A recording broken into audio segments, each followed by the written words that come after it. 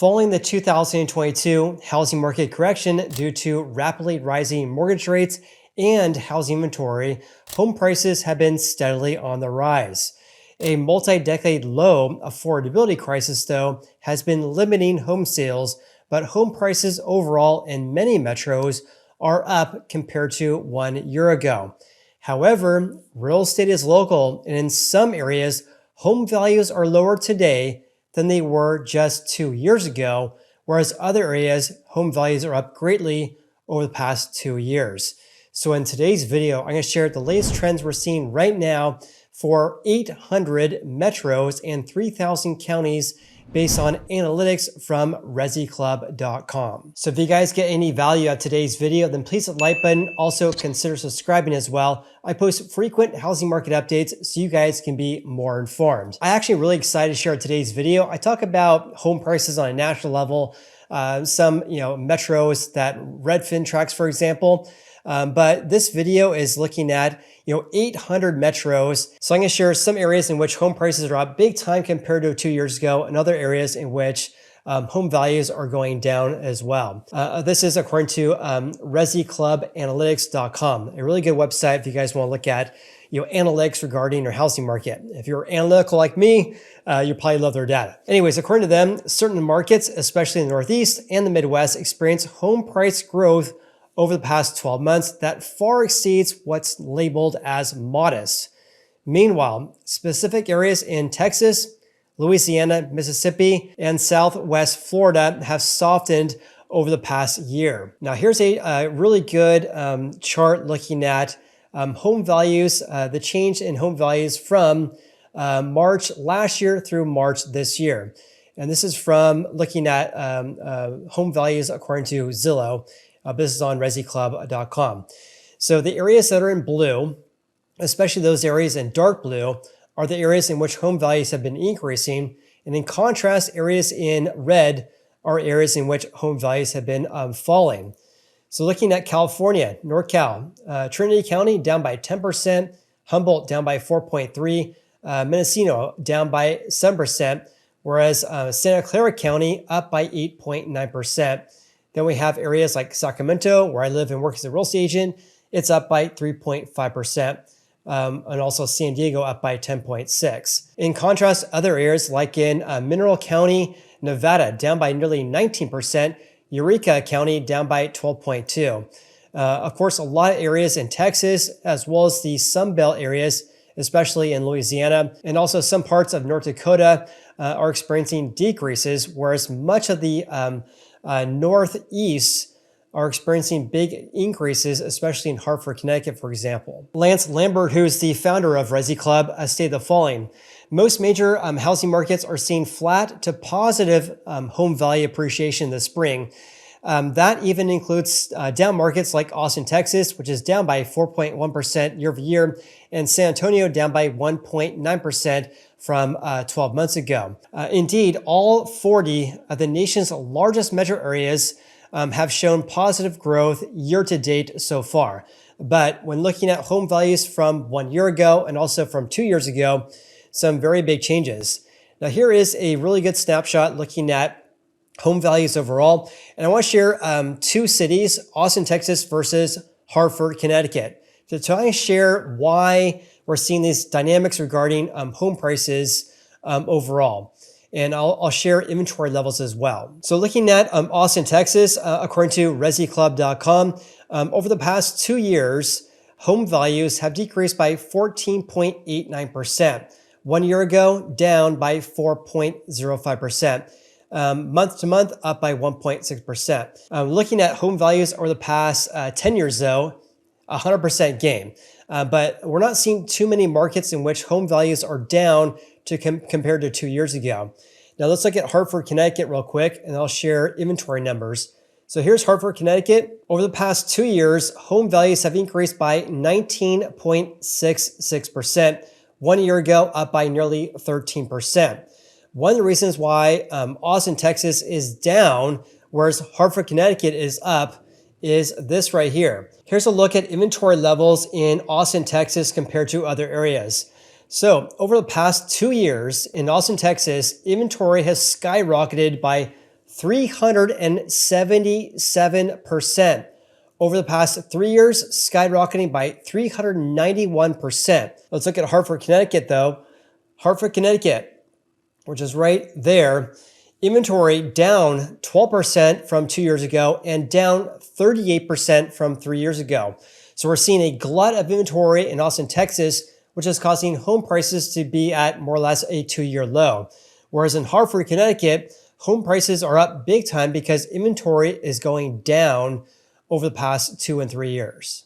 You also can see this same phenomenon in San Antonio, Texas, where inventory has skyrocketed by 223% over the past 3 years and up by a whopping 257% over the past 2 years.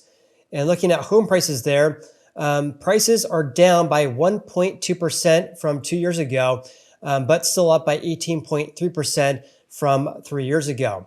So inventory causing home prices decrease over the past 2 years in San Antonio. ResiClub also provided this chart as well, looking at America's 40 largest metro areas regarding home price fluctuations. So overall, nationwide, prices are up by 1.1% from last month and also up by 4.6% from 12 months ago. And this, by the way, is according to data from Zillow, but they pulled their data from that website. Also from the peak, home values are down by 0.4%. That was set from the peak that was back in 2022, I believe. But we're still up by 41.3% from March 2020. Now look at Dallas, Texas, a different animal. We're down 4.7% from the peak versus only down by 0.4% in nationwide. Houston, Texas, down by 2.9%, but still up by more than 35% for those metros. Now looking at Phoenix, Arizona and San Francisco, Phoenix is down by 7.9%. So home values are down by about 8% compared to the peak of 2022. San Francisco is down by 10.3%. Look at this. Home values have only increased by 19.5% over the past 4 years. Compare that to Miami, Florida, up by 59.1%. Other areas that are down from the peak were Seattle, Washington, down by 7%, Minneapolis down by 3.8%, Denver, Colorado, down by 6.8%, but still up by 32% from 4 years ago. We also have San Antonio, Texas, Portland, Oregon, Sacramento, all down from the peak by over 6%, whereas Austin, Texas, down by 19.5%. What's wild about this is that even though they're down greatly from the peak, which was back in 2022, they're still up by 38.8% over the past 4 years. Looking at other areas, we have Las Vegas down by 5.6%, San Jose, California, just south of Sacramento, down by 5.1%, Nashville, Tennessee, down by nearly 4%, and Jacksonville, Florida, down by 3.4% from the peak. Now looking at the year-over-year change, some pretty big changes here because most of the metros here have posted gains, except for a few. San Antonio, Texas is down by 1.9% from 1 year ago. Austin, Texas is down by 4.1%. The only two metros of the 40 that are down year over year. In addition, some of the metros that have posted the biggest gains over the past 4 years are Miami, Florida, up by 59.1%. Also, we have Atlanta, Georgia, up by nearly 53%. Phoenix, Arizona, down by or up by 49.4%, even though they're down from the peak, down by 7.9%. Riverside, California, and SoCal up by 48%. San Diego up by 51%. That's pretty astonishing because in San Diego, I just reported this to you guys for the month of March, based on data from the California Association of Realtors, my California update. The median home sold price in San Diego is $1 million right now. Also, big gains in Tampa, Florida, up by 59.4%. Orlando, 52%. Charlotte, North Carolina, up by 55%. Now, going back to their home price tracker, you guys, if you follow my channel, I always talk about how, now is not a good time to buy a house. A good time to buy or sell a house is when it's right for you, based on your own circumstances, I wouldn't recommend buying a house unless you have a stable job, emergency fund, and also have long-term time horizons for at least 7 to 10 plus years. I say that over and over again, right? So what I found to be really interesting here is the change in home values for these 800 metros over the past 7 to 10 plus years, because overall in the long term, you should be able to ride the ebbs and flows of the housing market, because in the long term, overall and general, real estate increases in value as well. So just looking at the home values, again, this is based on home values according to Zillow, from 7 to 10 years out, over the past 7 to 10 years, I should say. All these metros in the top 10, I should say, going back all the way until the biggest metros going back to, still going, until we hit the 213th biggest metro, which is in Lake Charles, Louisiana, a population, I believe, around 80,000. Besides that, the top 200, let's say, all these metros are up compared to 7 years ago through 10 years ago. In fact, look at New York, over the past 10 years, up by 64%.